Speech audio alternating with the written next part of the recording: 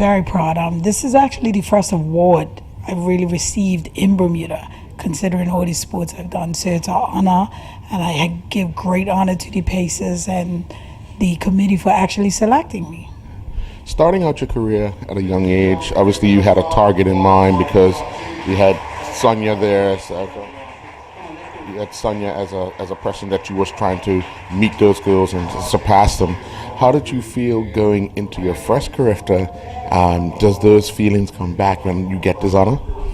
Well, the first Carifta was definitely an experience. I actually had a breakdown at my first Carifta, but thanks to Coach Jerry Swan, he pulled me through it, and the fact that it rained in the middle of the competition, so we actually had to stop.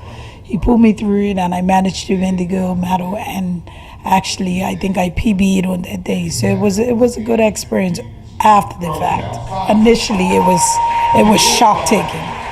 Well, you obviously had a chance to mentor some of the kids that went on their first time this year. So did you see what you saw in yourself in some of those kids going there, the fear or just being around so many people? Definitely. I think for our kids, it was definitely the first time that they'd actually been in a full stadium.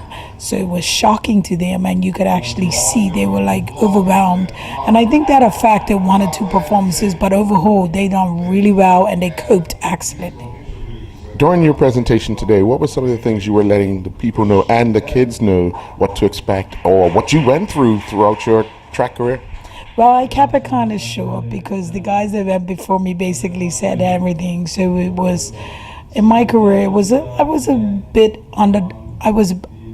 bit of a struggle for me because I was at a different place and I was involved in so many sports and making choices.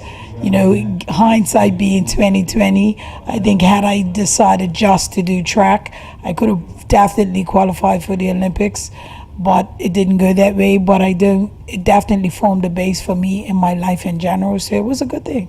All right, well, congratulations. Thank you. Brian, one of the first inducted into the Pacers Hall of Fame. Proud moment for you?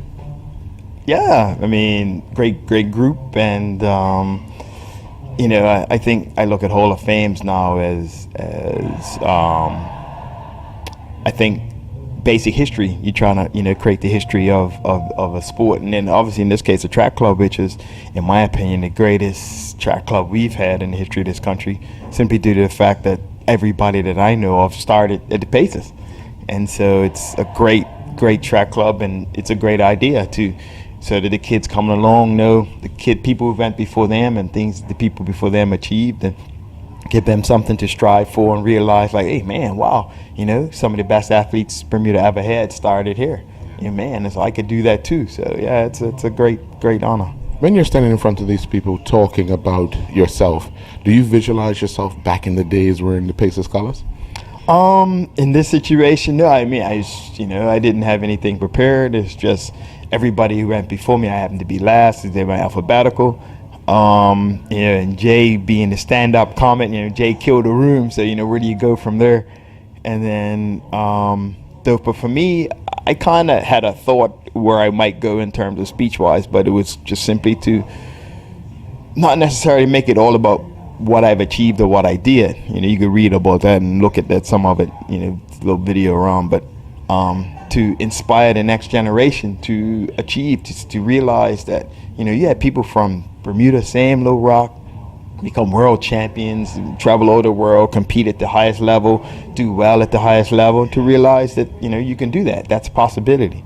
So for me, it's, like I said, it's something I made a promise to myself a long time ago. I try to tell most of my athletes that I coach or people I coach I deal with is, when you get to induct the Hall of Fame age, you don't want to look back saying, man, well, shoot, you won't get there if you didn't put the work in at the beginning. So it's, to get my age, you don't want to look back in your athletic career and say, man, I wish I'd have trained harder. I wish I'd, and that's something you can control every day. When you show up, get what you got. Get 100%. Leave it all out there, because then you find out how good you can be or not be. I think that's another thing I found. A lot of people are afraid to push all the chips to the middle of the table, because then they don't think, man, what if I train as hard as I could, be dedicated as hard as I could, do everything I can do, and I don't achieve what I think I'm going to achieve. So that's the scary part about it. Sometimes you might do everything you think you're capable of doing, and maybe not perform to the level you think you should get to. So, but that's life, though, isn't it? Well, congratulations. Thank you. All right, Jay. Hall of Fame, Bermuda Pacers. How does that sound for you? It hasn't sunk in quite yet, but it's truly an honor. I'm humbled to stand here before you and to stand before my colleagues who have also been inducted into the Hall of Fame. So yeah, I'm excited. I'm really excited. Yeah. What are some of your fondest memories of growing up in the Pacers track club? Well, the first year I went, it was I remember we wore red and white.